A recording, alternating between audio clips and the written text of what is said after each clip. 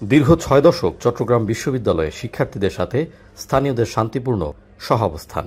বিশেষ করে তীব্র আবাসন সংকট থাকায় পার্শ্ববর্তী জোবরা গ্রামের বিভিন্ন কটেজ ও মেসে বসবাস করতে হয় শত শত শিক্ষার্থীর। তাদের উপর নির্ভর করেই এখানে গতি পায় স্থানীয় অর্থনীতি। দোকানপাট ব্যবসা চালিয়ে জীবন জীবিকার খোরাক মেটান স্থানীয়রা। আমরা এলাকা হচ্ছে ছাত্রদের মুখী। চিটাং ইউনিভার্সিটি মনে করেন লিস্টের ড্রাইভার এবং চেঞ্জের ড্রাইভার কমের মধ্যে 500 জন কি আছে, তাদের 500 জন ফ্যামিলি চলে।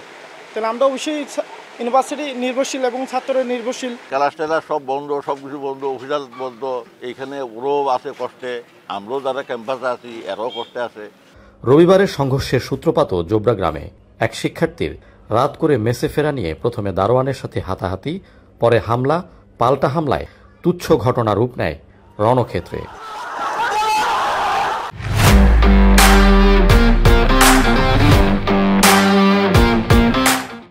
তবে এমন ঘটনাও নতুন কিছু নয়। আগস্ট মাসের শুরুতে দোকানে স্থানীয়দের চাঁদা দাবি নিয়ে শিক্ষার্থীদের সাথে সংঘর্ষের ঘটনায় উত্তপ্ত হয় ক্যাম্পাস। দোকান দখলে নেওয়া নিয়ে আরেকটি সংঘর্ষ হয় গত বছরের অক্টোবরে। এছাড়া অটোরিকশা চালকদের সাথে ভাড়া নিয়ে কথা কাটাকাটি আর স্থানীয়দের সাথে ভুল বোঝাবুঝি হয় অহরহ। বিশ্ববিদ্যালয় হচ্ছে আমাদের পরিবারের মতো। আমরা বিশ্ববিদ্যালয় ছাড়া চলতে পারবো না, বিশ্ববিদ্যালয় আমাদের ছাড়া চলতে পারবে না। কিন্তু এর পরিপ্রেক্ষিতে এই দুর্ঘটনা আসলে কখনো আমরা কাম্য করি নাই।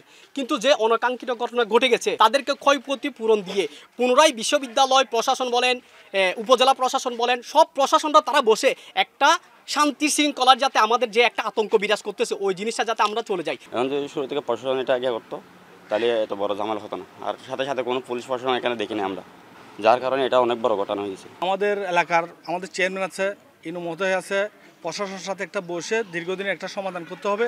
সমাধানটা কি, যে ক্ষতি গড়ে ফেলছে ওই ক্ষতি যেন আর ভবিষ্যৎ না হয়। শিক্ষার্থীরা বলছেন, পূর্ণ আবাসন, বিশ্ববিদ্যালয়ের ভেতরে ক্যান্টিন ও সুপার শপের মতো সুবিধা বাড়ানো গেলে গ্রামবাসীর সাথে অপ্রীতিকর ঘটনা অনেকাংশেই কমে আসবে। তাছাড়া যাতায়াতে আধুনিক ও বড় যানবাহনের ব্যবস্থা, ক্যাম্পাসে শক্তিশালী নিরাপত্তা বাহিনী গড়ে তোলার বিষয়গুলো পার্শ্ববর্তী গ্রামের উপর তাদের নির্ভরতা কমাবে বলেও জানান তারা। সমস্যা হচ্ছে না, হলে আমরা সবাই সুরক্ষিত, কিন্তু আমাদের প্রশাসন সেই সুরক্ষাটা আমাদেরকে দিতে পারে না, আমাদেরকে আবাসন দিতে পারে না। এই জন্যই আমাদের অন্য কোথাও থাকতে হবে। এখানে বিভিন্ন ধরনের সিন্ডিকেট আছে যেগুলো হচ্ছে স্থানীয় আর প্রশাসন লিয়াজু করে বেড়ায়, যেখানে হচ্ছে দেখা যায় যে স্থানীয়রা তাদের ন্যায্য মূল্য পায় না, যার কারণে তারা বিভিন্নভাবে তাদের ক্ষোভগুলো শিক্ষার্থীদের কাছে ঝাড়ে। আমাদের যেসব কটেজ আছে এসব আসলে বিশ্ববিদ্যালয়ের আশেপাশে যেগুলো আছে এগুলো খুব কম, এই জন্য আমাদেরকে 2 নম্বর গেটের এদিকে ভিতরে এলাকার দিকে অনেক বিল্ডিংয়ে থাকতে হয়।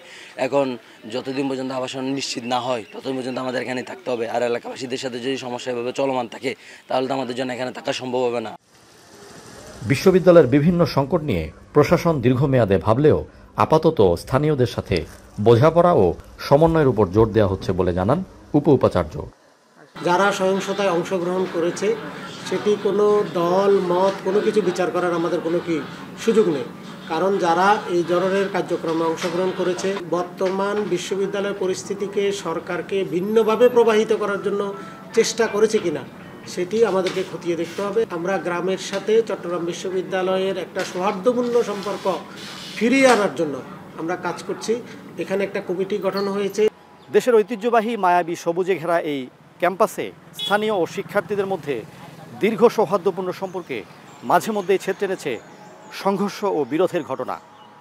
দুই পক্ষের এমন দীর্ঘস্থায়ী সংকট সমাধানে শিক্ষার্থীসহ বিভিন্ন পক্ষ মনে করেন বিশ্ববিদ্যালয়ের আবাসিক ও ক্যান্টিন সমস্যার সমাধান, যাতায়াতে শৃঙ্খলা নিশ্চিত ও বিশ্ববিদ্যালয় কর্তৃপক্ষের সাথে স্থানীয়দের বোঝাপড়া বাড়ানো গেলে ভবিষ্যতে এমন অপ্রীতিকর ঘটনার ঝুঁকি অনেকাংশেই কমিয়ে আনা সম্ভব।